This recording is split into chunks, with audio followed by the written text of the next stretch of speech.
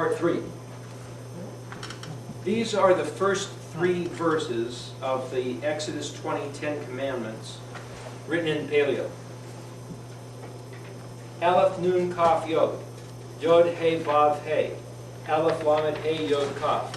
Anoki Yahweh El Heka. I am Yahweh your Elohim. So the other way to read that, as I said earlier, is that this is the word for I or ego or self. Nun Kaf Yod has to do with depreciation. Aleph Nun Kaf as a word literally means onyx or claw or plummet, plumb line, to straighten, perpendicular, vertical, or to cover with lead. Why should it mean to cover something with lead? Well, if you have a lead weight and you have it on a string, then you drop it, so lead is associated with a plumb line, but that word is used to cover something with lead. So that doesn't mean if you put some lead on a chair that that's the same as that word, but you can use that word to mean something covered with lead just because you got lead on the chair. So Hebrew works in this kind of weird way that we're not used to thinking in with Greco-Roman English-American mindset. Yud Vav He. He will cause to exist or annihilate from existing. El Heka. You or yours. Motion toward powerful. I will unto her. The word Lamed He literally means to her, or for her, or unto her. And then my, at the end, for you. I will unto her my stuff for her, for you. There's another way to read that. So you can read each letter, or you could take every 2 letters, or you could take every 3 letters. Quick interrupt. This particular chart, which is on the Dropbox you can get. What I did here, take the natural alphabetic sequence and try to do a study. What if you took Aleph Bet as a word? That's what this means, this blue bracket. Then Bet Gimel, that's what it means. And an associated word, Bet Gimel Vav, would mean inside or in the midst of, but Bet Gimel itself means food, allotment, or delicacy. How about Gimel Dalet? Dalet Hey, Hey Vav, Vav Zion. So I took every 2-letter word pairs in the natural sequence, organic devarim, the natural sequence of the letters in the alphabet, and plotted them in 2 letters this way. But then I took every 3. Aleph Bet Gimel Dalet Hey, Dalet Hey Vav, Hey Vav Zion, Zion Het Tet, Het Tet. So it took every 2-letter and every 3-letter in the natural sequence going from Aleph to Tav, and then in the reverse order, just to see, as kind of an experiment, can you see that there's a message in the flow of the natural words spelled by the natural sequence? There seems to be, to me, but that's what this is. So the same idea where you're taking every 2-letter, this isn't in the natural sequence. Aleph Lamed means motion toward. Aleph Lamed Hey means these. Aleph Lamed Hey Yod means my power. Aleph Lamed Hey Yod Kaf means my powerful to you. And it's translated your Elohim. The word Elohim is translated as God or gods or powers. Okay, Asher. The word Asher, Aleph Shin Resh, is similar to Yod Shin Resh. Yod Shin Resh is the first 3 letters of the word Israel, and it means to make something straight. The word Yashar, as in the book of Jasher, means the straight path. Asher means, it's translated simply as who, or that, or which, or that which, or it means to strengthen, authenticate, confirm, or validate, or to walk the straight path. It's also the name of the tribe Asher, and it also means to be happy or blessed. So in Psalm 119, the first 2 verses start with Ashri, which would be to say, blessed is he, or happy is the one. But it also could be read as, does anybody want to get my blessing? So now that's a whole different way to read Ashri. Well, this is the word Asher without the Yod, because Ashri would be, this is my blessing. So then that means you can read this word Asher, and is it simply the word that? Whoever would do something such. But you'd say the word whoever would be Asher. But the word who would be me, as in me, kamoka, who is like you. So there's the same word who has a different connotation. The word me, mem yod, literally is this mem, which is this womb or this hidden place that would be to bring something, and then yod is meaning my own. So the word me means, as the word who, you could say, well, who wants my hidden stuff? Or or who is like you means some random individual, but Ashri is kind of like whoever would like to get blessed should walk straight and authenticate this path, validating what's true by their behavior, actions. Why do I say that? Because the word Aleph means I will, and Shin Resh is the word Sar, as in Sar Shalom, Prince of Peace. If you look at the word Sar, Shin Resh, in the dictionary, you'll see that it means prince, as in Prince of Peace, Sar Shalom, patron, poet, an artist, a singer. What is a poet, a singer, a prince, a patron? What do these all have together in common? What's the common denominator between all these things? A government official is someone who absorbs taxes, skims off the top, and turns it into helping the benefit of everyone. A poet takes difficult or interesting philosophical conundrums and turns them into little ditties and makes a song out of them. Oh, especially the folk singers in the 60s or the little alphabet song. Try to take these heavy matters of the eternal destiny of the universe and turn them into the tune to the Itsy Bitsy Spider. That's what a sar would do. So a poet, a singer, a patron, a prince, that's what they do. What has that got to do with Asher? The word Aleph Shin is fire, and the Resh is a head. Fire in the head. What does that mean? Well, it's kind of like, what's a poet? Gosh, I've got the muse. I've got this burning. I've got to express this thing. I've got to paint a picture. I've got to make a song about the injustice of the civil rights issues or some other matter. That, the fire in the head that you then have to express and get it out there to affect people's consciousness so that they can get the blessing by straightening and authenticating what's the path. That's all that's in the word Asher. Hey Vav Zadi, Aleph Tav Yod Kaf. Ha Otsetika. Otsetika. Zadi is a sprout, a blossom, like a resurrection.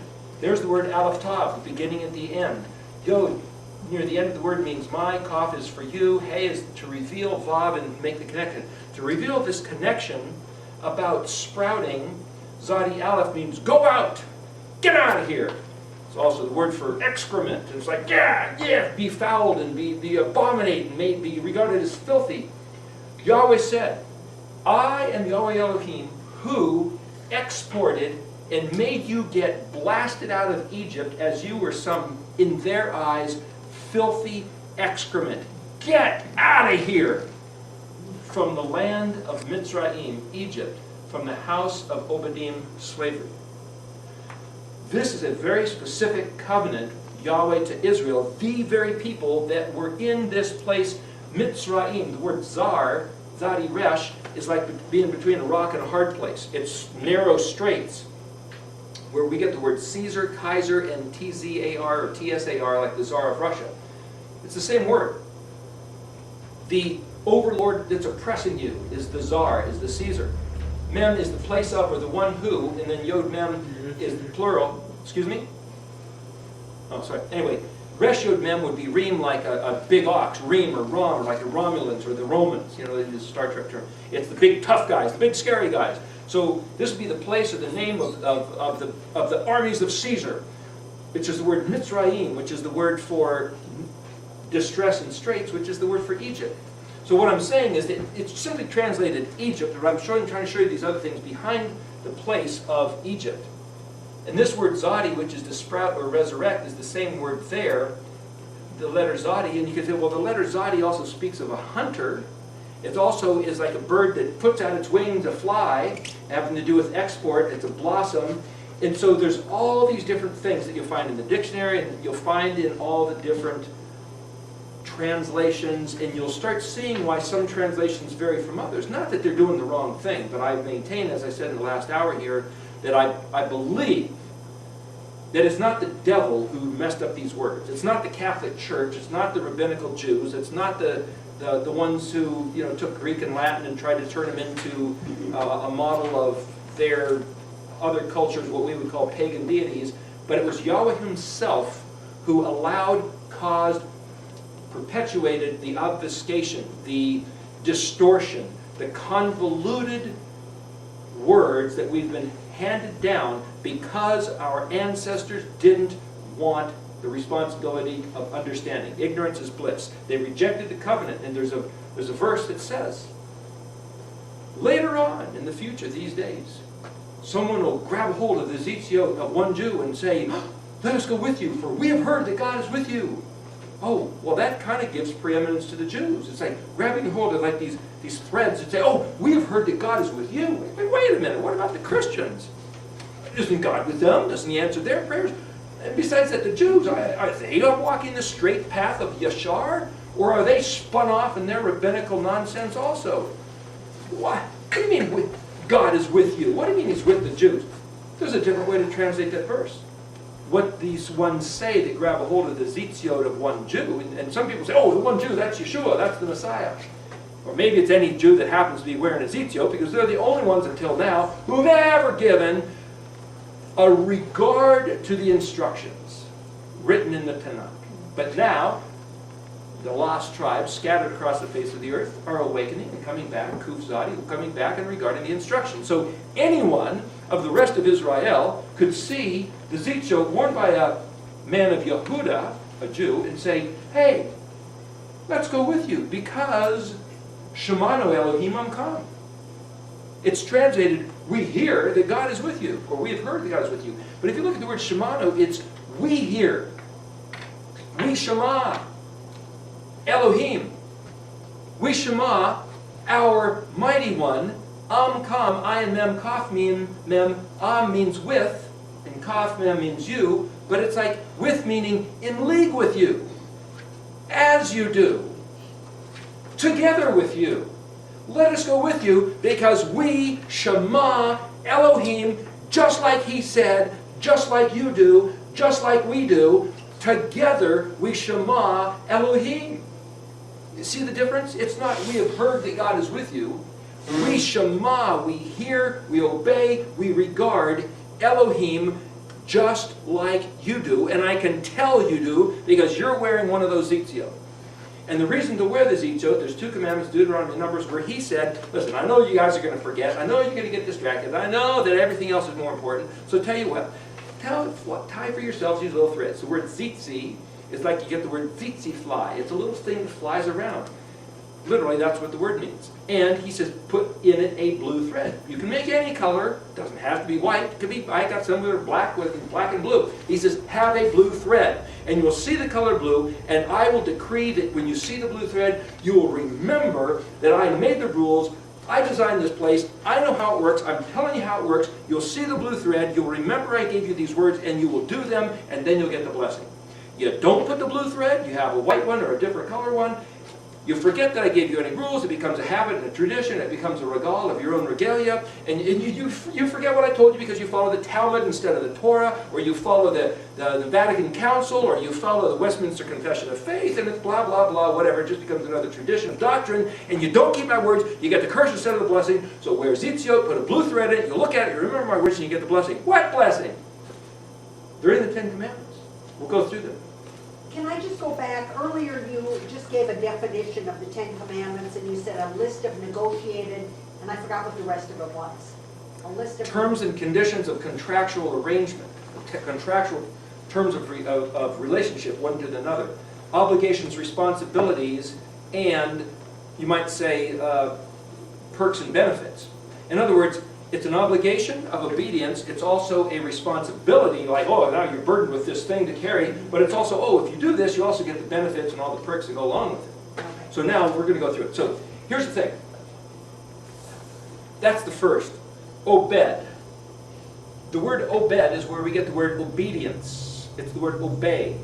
It's also the word for slave or servant. But it's also the word for worship.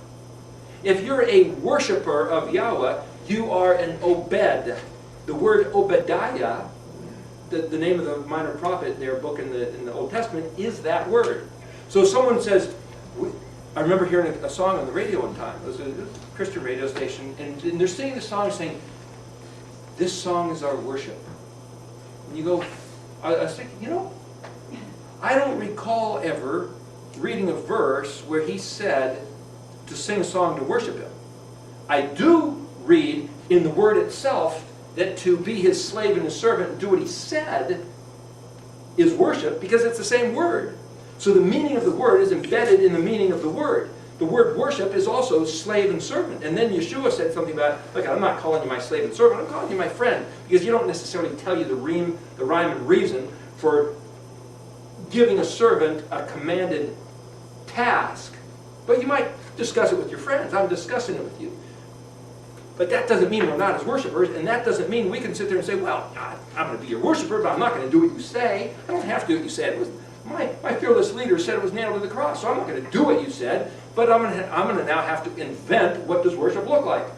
I'm going to sing a song and tell you how much I love you, and that's going to be your worship. And you better like it, because that's all you're getting.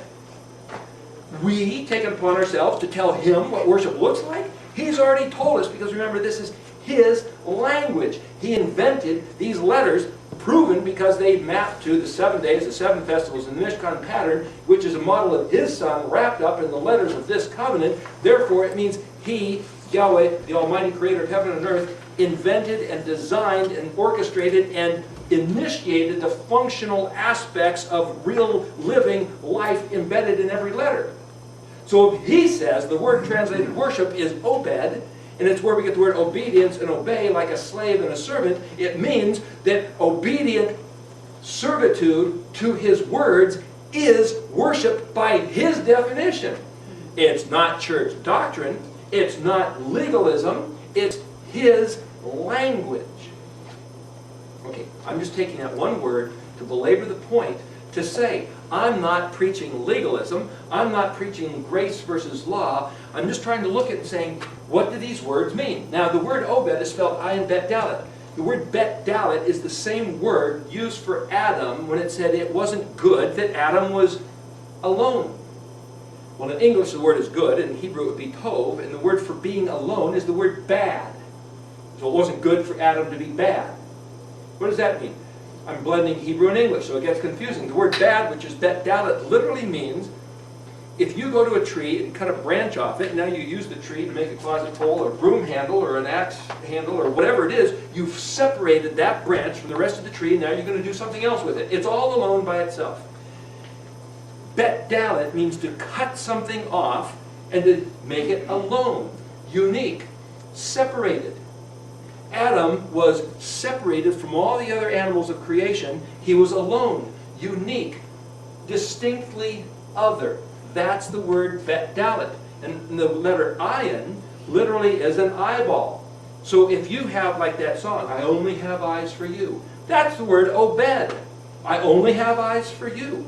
Eyeball, separated, yod, my eye, obedim, well that's the plural. Yod, mem, and vav, tav are two different plurals. But the point is, the word obed, which is my worship, is, I only have eyes for you. I'm your servant. What do you want me to do? That's the word obed. So you can express it in a song, not that that's wrong, but what he said is, do what I say. I believe, though, if I'm not mistaken here, the word ayin bet is the word for, yes, it's a thick cloud, or a thick beam, or anything thick, like a thick rope. The word obed literally makes make, did, action, work, serve, worship, servant, slave, and obediently. Bet dalet, which is to say something cut off and separated, is also the word that means, bet dalet aleph yod, which is a different suffix ending, would be lying, fabricated, invented, fiction. Which is to say, everything else is true, but now I'm going to take something and change it and say, well, this is my own invention. Well, it's not true anymore, so now this is a fabrication. So bet dalet also is the root of the bet dalet aleph yod. Throwing an aleph in there, it changed a little bit, but what I'm trying to do, there's this whole study, which I'll make available that you can have, and anybody on the listening to this on YouTube, the camera can also have a copy of this if you want. But what I've done, just to show you, every word is broken down by the 2-letter, 3-letter, and 1-letter substance of it. And then putting them all back together and taking all the meanings. For example, if ayin bet means thick cloud, beam, or rope, ayin bet dalet, made, action, work, serve, worship, bet dalet, separate only, no other, cut off from, bet dalet yod means for the sake of, dalet yod mem is where you get the word dummy, or dam, which would be blood. Damoi, dalet mem vav yod, means likeness, resemblance, or a comparison, which is like a dummy, but a dummy is also silent. So to be dumb, so you can't speak, is the Hebrew word, which means to be silent.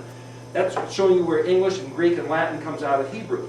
It also, dalet mem hey, means equal in value, like crash test dummy. This is what we're going to make the dummy like a human to see what's going to happen if you get in a crash. It means as intended, he thought, believed, or imagined. Similar word, ayin bet dalet aleph, means occurrence or fact. So what I've done then is take all these different things. Ayin bet vav dalet, also one more thing, cultivation, prepared, adapted, or elaboration. So for that one word, taking all these possible different meanings, keeping the sequence as it's found in the word. I'm not reshuffling the letters, but I am sometimes adding other letters, a yod or a vav, or a different prefix or a different suffix, in order to find out what's in the word. And to make a long story short, after hundreds of hours of trying to find out how to read this language, that's what I've found, using the dictionary, using the natural sequence of the letters, using the Mishkan pattern, knowing that each letter is keyed to one of the festivals and one of the days of creation, which also keys to the Beatitudes and the Lord's Prayer and stuff that's in all the various different books of the Scriptures, including Revelation and the parables of Yeshua and the manifestation of the revelation of who the Messiah is, and on and on and on. There's thousands, literally thousands of double checks and proofs that I can, as far as I'm concerned, prove that this is valid and true and of substance and regardable. Now, given that, in 2010,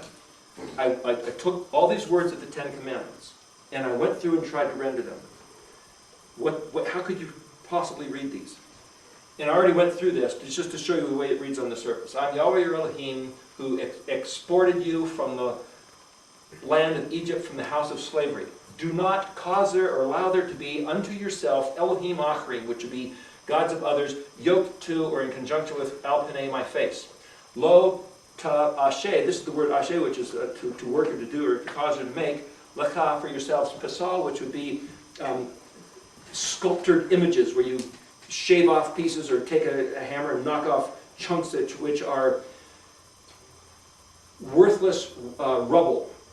And the meaning behind this word is that if you do that, you become like what the image that you made. If we look at Yahweh only as our Elohim, we become like Him. If we regard His words, become like His words, conform to His image, which is His image as words. He said, you heard a voice, you did not see any image, male or female, animal, plant, animal, you saw nothing, but you heard a voice. If we conform ourselves to the words of His voice, we become like Him. That's what He said, that's the system that He arranged. But He said, if you make for yourselves a Pesach Lamed, that's anything like what you think I am, you will be conformed to that, and it's worthless rubble. You will degrade yourselves, you will degenerate yourselves, you will become nothing if you do this. That's the other thing He said. It's not just the command, don't do it, but He tells you why if you look what's behind these words.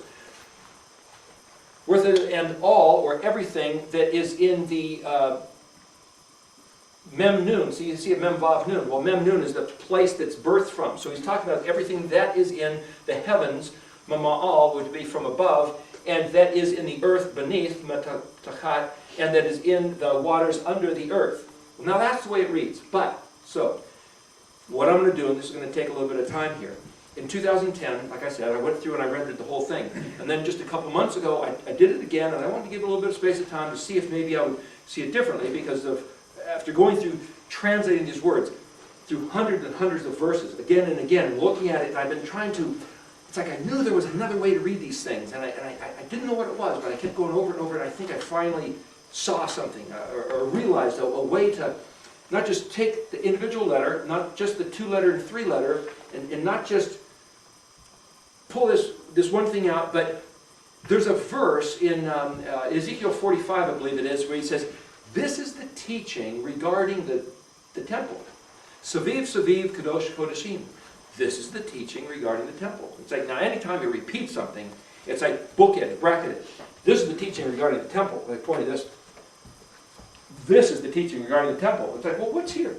Saviv, Saviv, Kadosh, Kodashim. What's that mean? Around and around. Kadosh, Kodashim. Well, the word Kadosh is translated holy, set apart, very similar to the word Bet Dalet, distinctly, pure, cleanly His, out of His mouth, out of His mind, out of His invention. Kuf Dalet Shin, the word Kadosh, which is also to be betrothed and to be set apart and be sanctified. It's like this is specially other than anything else in the universe is that which is kadosh, which is what's basically the Aleph.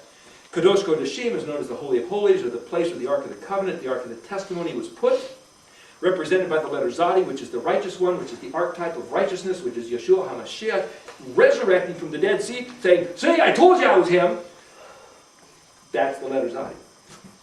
The word Tzaddik means the righteous one. Any man who chooses to regard the words of this covenant that was in the Ark of the Testimony is also considered a Tzaddik if he does what he says. Okay, so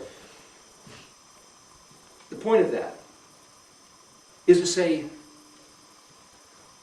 though I'm keeping the letter sequence in order, what if I could read this as Yahweh your Elohim took you out of the land of Egypt from under slavery? But what if I could read this backwards? Now, some people might say, you can't do that. It's like, I'm just trying to experiment. How do you find what's in here? So what I found that it doesn't change the meaning. And what I found is that you can read this around and around and kind of jump backwards a little bit and kind of, I'm not reshuffling the letters because, and again, I like to do is this is what I found seems to work. I'm not reshuffling the letters, but I'm kind of almost reading the words as if, because in English you say White House. In Spanish you go Casa Blanca, which is house white. In another language they put this word in front of that word, and the subject and the predicate, and you learn in English grammar school how to break down a sentence and what do they call it? Where you diagram a sentence with a subject and predicate, verb and noun. But in Hebrew it doesn't necessarily work that way. So if you say, it has to be kept in this order, it's like, this is a Hebrew syntax, and I don't speak Hebrew, I never learned Hebrew, and I'm now having to shuffle things around, and what I found is that it works. It just works, and you can discuss it and argue it or try it for yourself. I'm just letting you know, making it evident to anybody who wants to learn this language. It works if you kind of shuffle the words around a little bit. It doesn't change the meaning. So what I did then is go back over this in 2012, just a few months ago, and so what I'm going to do,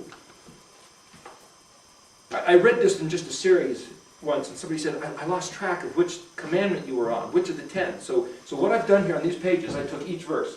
This verse, and I've read written down both the 2010 translation and the 2012 translation. So what I'll do is I will read each one of these to you so you can get a flavor of each verse. And this is going to take probably the rest of this hour, but just, and again, somebody may disagree, and somebody is saying, you can't do that, that's unfair, and it's like, I don't think it's unfair. It's like Yahweh gave 22 blocks of alphabet letters and said, here's my stuff, play with it. Well, do you have anything else? No, just those 22. Well, I'm going to take one of them and throw them in the kid. Well, you've lost that one, but that's part of the package is the 22. Don't throw them at each other. See what you can build with them. What can you build with the 22 letters? If you stay true to the original sequence, which we went to earlier, and saying, I'll go through it again before we do this. Aleph. In fact, what this is, another thing that's on the Dropbox. Considering all the possibilities, this is what he determined. There's no particular reading through this side or that side. It's just this is another way to read the letters. Aleph, I will, the silent letter. Bet, materialize the plan into physicality. Gimel, nexus, link, tether, boomerang, goes and comes back. I'm gonna Aleph, which is all complete, the one, I'm gonna make an other, I'm gonna cut the other one loose, and then I'm gonna make a link to go back and get the other and bring it back. He said, Israel, hey, you're my betrothed, you're my wife, you're my other. Do you want to be with me or you want to leave? See ya! And Israel took off, and he says, well, now I got to go back again. So in the song, Gimel is the sent one to retrieve us home again. Yeshua, the prophets, the writings, he gave us to bring us back home because he knew as soon as he opened the door and we took off running, we weren't going to come back no matter how much painful it was, except then you get the prodigal son story. The prodigal son takes the inheritance, the guy, goodbye, I'm out of here, goes to spend his money, something happens, there's trouble, he's sitting there and he's feeding pigs and he's hungry. He's like, gosh, you take perfectly good food and you feed it to the pigs. And, man, I wish I could eat some of the food of these pigs. The word in Hebrew for pig is one who returns. So he's saying, I wish I could eat the food of one who returns. Huh? Why don't I go home back to my father's house and eat the food of one who returns? What's the food of one who returns to the father's house? It's this stuff, because this is the father's house given to us in a comprehensible format that the infinite one says, you guys can't perceive the infinite because you're not infinite, you're finite. I make you finite, I give myself in a finite format and say, here, this is my stuff. And it incorporates the 7 days of creation, including the Shabbat and the 7 festivals, and every word he spoke. So this is going back to the Father's table to regard these words. That's all Gimel.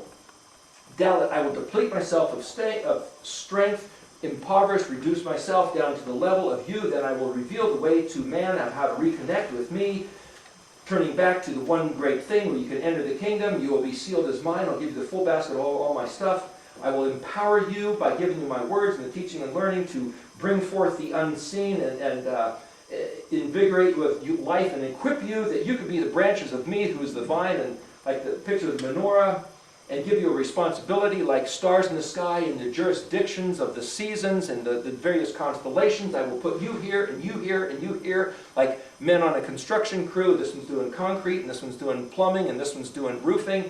He will give everybody like parts of the body that the New Testament talks about. I will watch over you, but I will see to it also that what you do is coming back to you. The scales of judgment and mercy has whatever goes around comes around. Pay, I will explain the whole thing to you so you're not lost. Zadi, and here's the hope set before you. You will resurrect, and I will see to it that everything that I promised you will happen, like this blossoming. And so when I'm saying, look, I read in here that he said that he will restore Israel, is because he said he will restore Israel. And if somebody says, nah, the end of the world is upon us, and he's just going to come back and rapture us, it's like, that's not what he said. I can show you verses where that's not what he said, which is why the Jews who read those verses don't believe in the rapture. Because that's not what he said. What he said was, if Israel returns to the words of this covenant, he will resurrect Israel and give them back the preeminence, and that might mean, like the Regal, the crumbling of the existing order of all the nations. So somebody's going to get tribulated, but it's not Israel. It's all the other nations who are the head of gold, arms of silver, midsection of bronze, legs of iron. It's those people that have set up this idol of imagery that is contrary to the words of the Aleph Bet Nun. And the Aleph Bet Nun, when it impacts the regal of that statue, the statue falls. Just like when they took the Ark of the Testimony in and put it in with Dagon, the Philistine god, and that Philistine god fell over and his head and hands fell off. That's what's going to happen to the world system when the people of Israel go back to make the Shem Kadosh according to the Aleph Bet Nun, which is what we're doing here and now. That's Zadi. Kuf, after this, Resh, the preeminent one, whether that's Yeshua coming back or Israel coming back, it's all the same, it doesn't matter. It's the Messiah figure. Sheen, teeth and fire to consume the enemies and refine those who are purified according to his word. Tav, accomplished in the covenant, as he said. That's the key. And it's keyed to the 7 festivals. Pesach, Hag Matzot, Shavuot, Yom Teruah, Yom Kippur, Sukkot, Shemini Atzeret. The 7 days of the festivals. So the Zion lines up with the 7th day Shabbat, the Zadi lines up with the 7th day Shabbat, correlating the other pattern, and Shemini Atzeret. They're both weapons, the Zion and the Zadi. That's a whole other study. My point is, that's what this is key to. So, now I'm going to read through.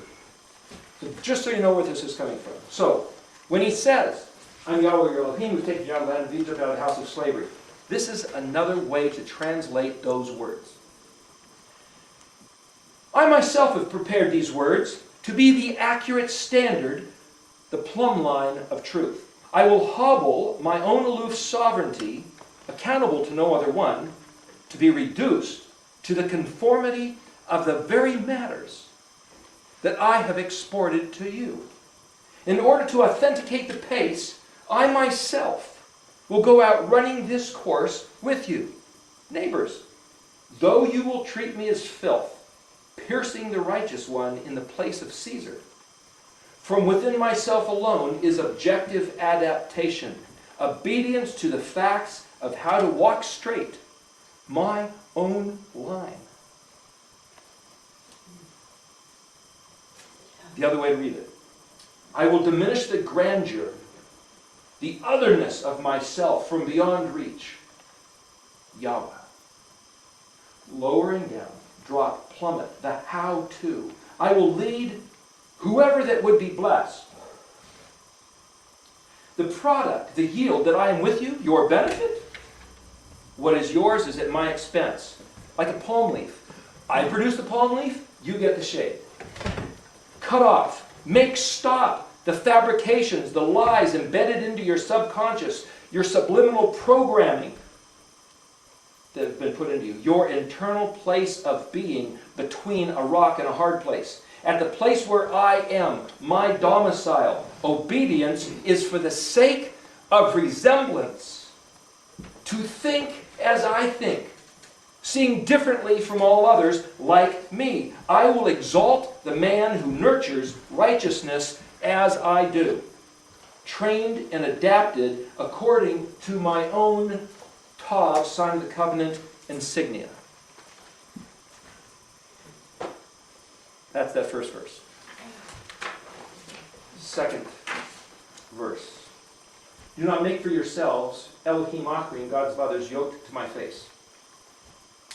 It is not done for you, but to lead you on the course, as you will lead your brothers after you, with authority, in reference to the expression of my face concerning the forbidden matters, lest perhaps I should turn away from them and have to exterminate them for vacating my regard.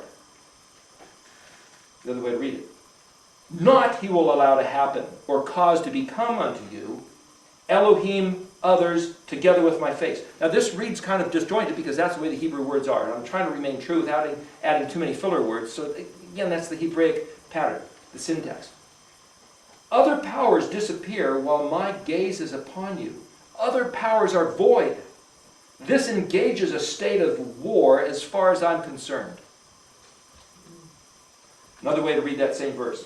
Do not put your own hand to cause to exist or to allow to exist gods of others, other gods, a deified brother, fellow human to whom you attribute hoary-headed respect of the white-haired exalted man, who shows up on the scene later then, this is what the meaning of Elohim Achrim is, who shows up on the scene later on, postponed a while from arriving here under rather strange circumstances, who has the reputation of responsible party, or the surety, or guarantor of your future. It sounds like Jesus Christ.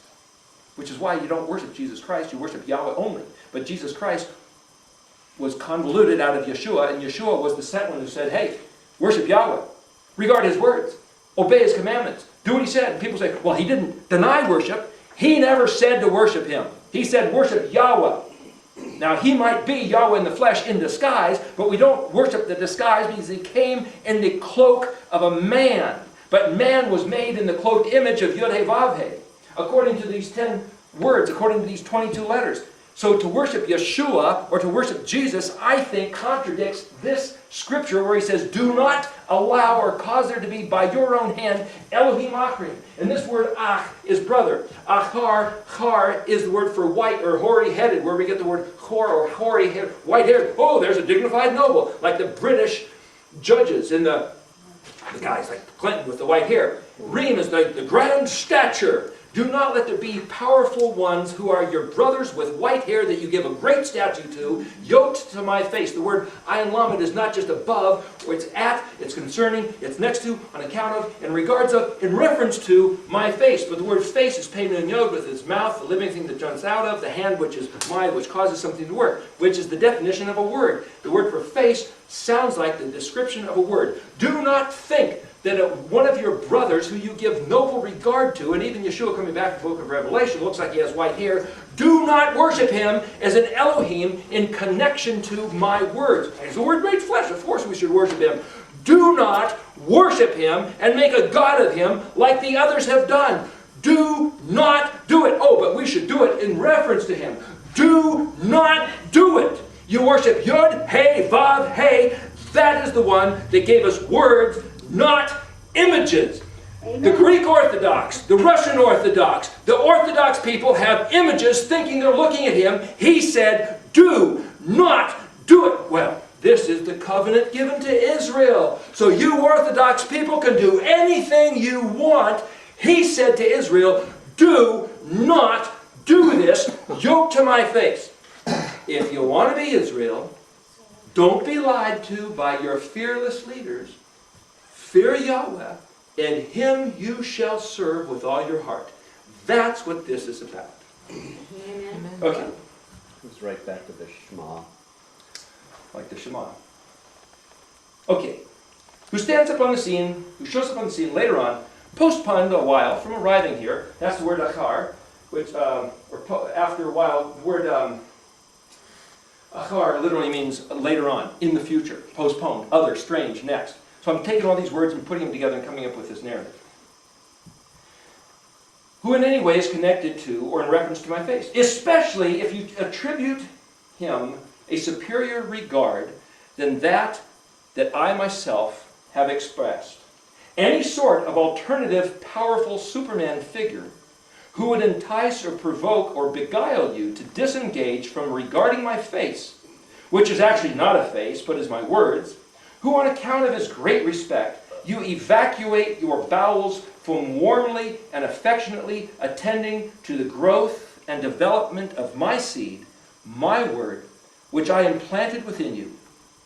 Associate no other authority figure with my face, not above, next to, in front of, instead of, in reference to, together with, or in any proximity of my presence, which is the expression I opened myself to impart to you. If any person who thinks of themselves to be Israel evacuates, takes the seed of his word, and instead regards an Elohim Achrim, it's like getting an abortion of Yahweh's personal Shem that he put in your heart. That's why I don't worship Jesus Christ. Amen. Verse 3. Do not make for yourselves idols and so forth. I'm just going to go on with this.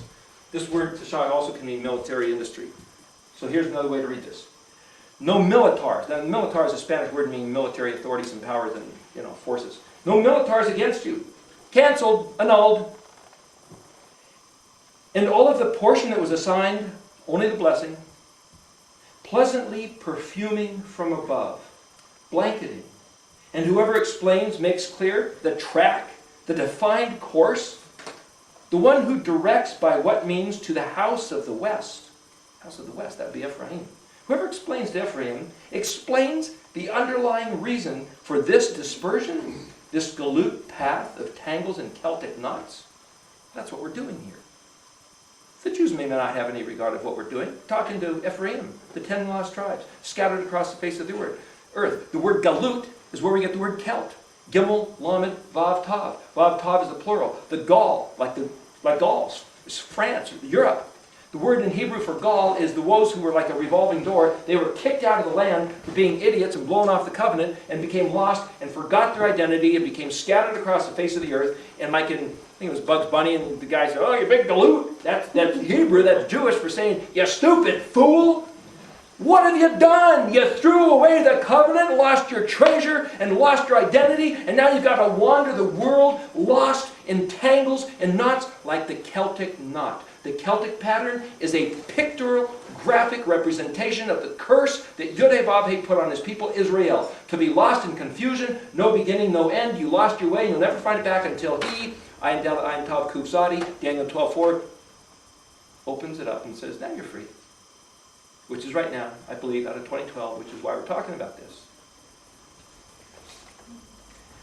Another way to read that verse. Don't make any graven image of anything that is in the heavens above, the earth beneath, or in the waters up under the earth. That's what it says. No military industry will be able to compel you otherwise. Nothing made by your own self could be better, so as to make this seem trivial and worthless in comparison. Even the exalted ones were disqualified and declared unfit, those classified as the sort positioned in the heavens, moving away from the yoke unfaithfully.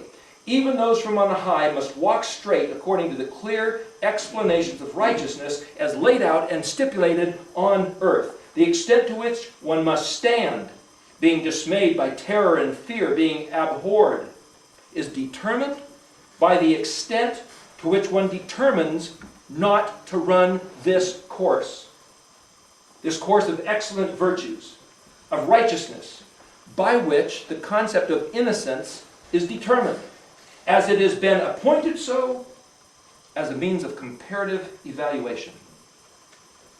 This is Yahweh telling us, this is in these words. These words. Yahweh is telling us how the mechanics of the universe work, embedded behind these words of the Ten Commandments, giving his people insight as to how to receive the blessing and the curse. But on the surface, all they have to do is not make any other graven image. Another way to read this verse. No weapon formed against you can annul all the rations I have ordained to bless you with, you who walk straight.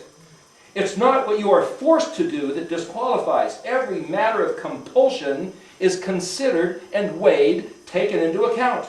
I will bless and strengthen with pleasant fragrance from above.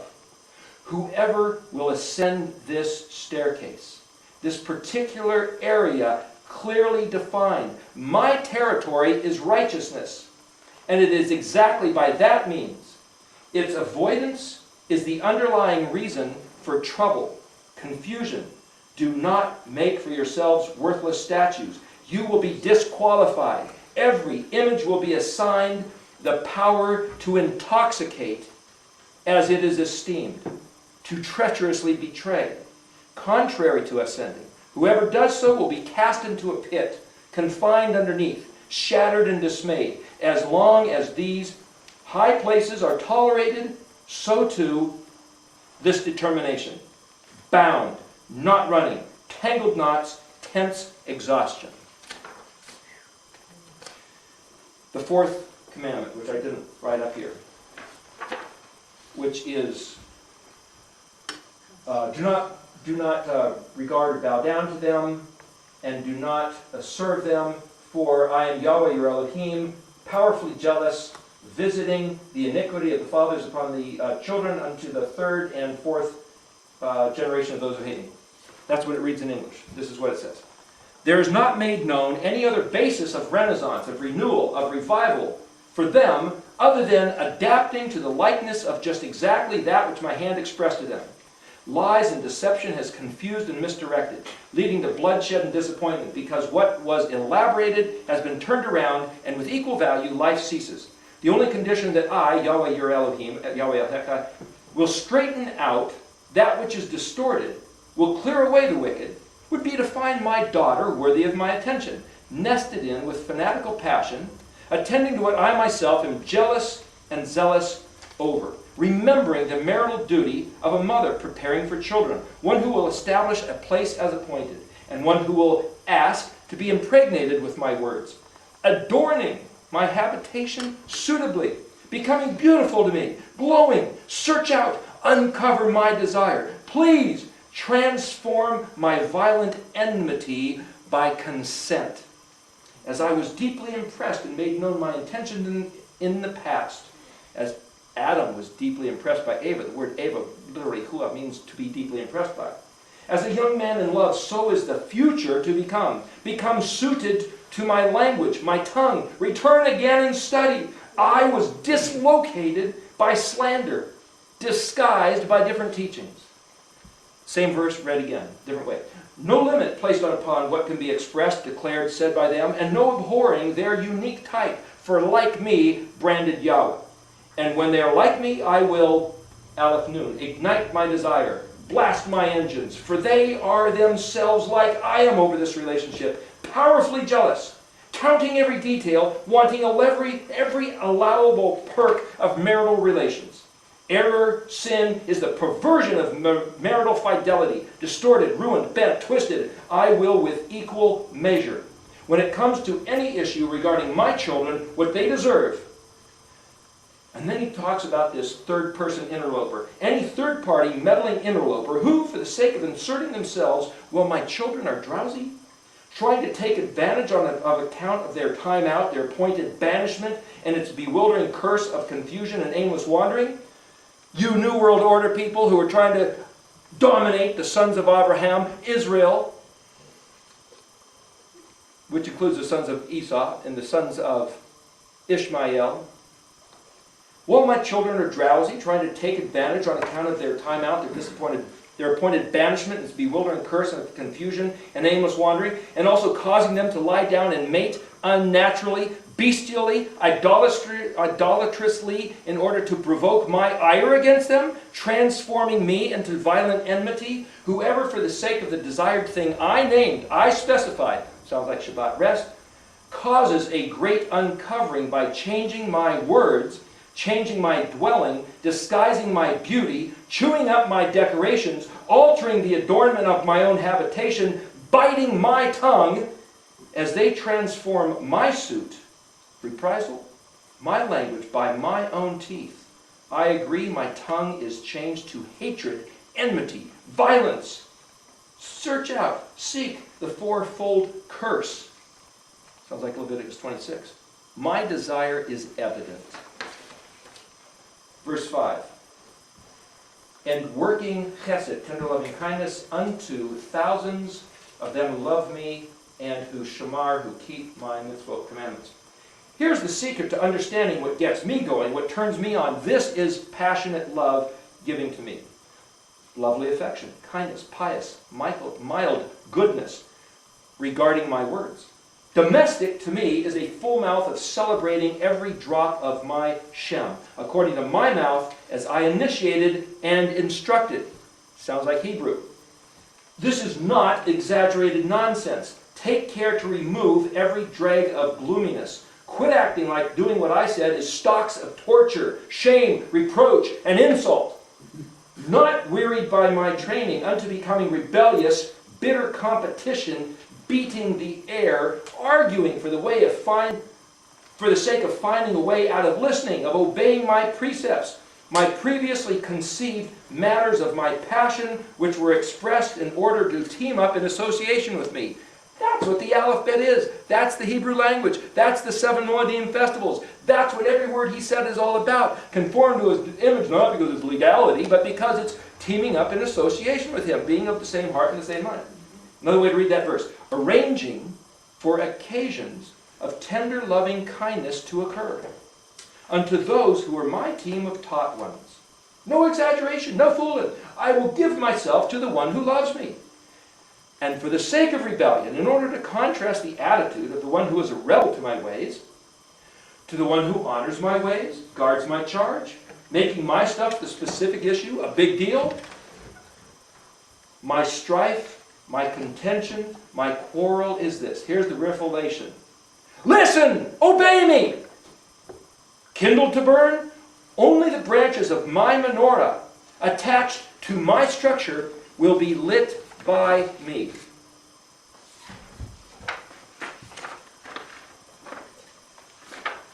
Next verse.